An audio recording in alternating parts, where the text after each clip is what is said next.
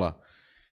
Essa região, no final das contas, cai na mão dos otomanos, que não são árabes, são turcos. Tá. Então, a gente tem que dividir algumas coisas no Oriente Médio. Primeiro, quais são os níveis de identificação? O primeiro nível de identificação é a tribo. É qual família você pertence. Então, você tem várias famílias. Al-Husseini, Al-Saud, Hashemita, você tem Al-Maqdisi, você tem várias famílias grandes, que são milhares e milhares de pessoas que fazem parte dela. E depois, esse é o primeiro nível de identificação. Então, vamos supor que tem uma briga entre duas grandes famílias no século XVI. Até hoje não se falam, não podem casar entre eles, e o negócio é sério. A segundo nível de identificação é o nível religioso. Então lá você tem, no Oriente Médio, muçulmanos, que são, aí você tem, dentro do Islã você tem os xiitas e os sunitas. Dentro dos sunitas você tem divisões mais moderados e você tem o sunismo mais militante, que é a Irmandade Muçulmana, que da Irmandade Muçulmana saem os grupos Hamas, Al-Qaeda, Estado Islâmico, a Jabhat al-Nusra e por aí vai.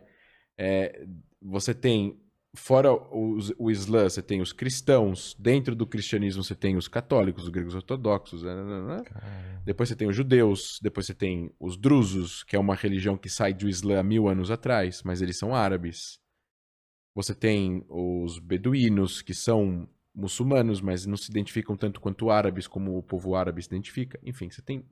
É uma confusão. Depois disso, você tem a identificação étnica.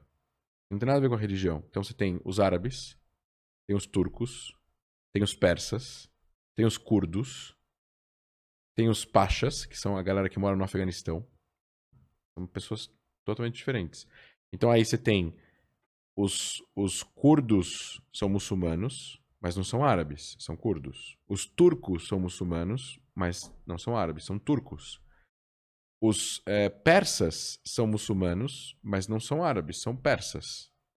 E depois você tem árabes que não são muçulmanos.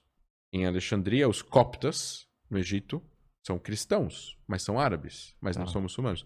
Você tem cristãos no Líbano, tem cristãos em Israel. 200 mil cristãos moram em Israel, principalmente em cidades como Nazaré e Jaffa, que são cristãos, estão lá há 2000 anos.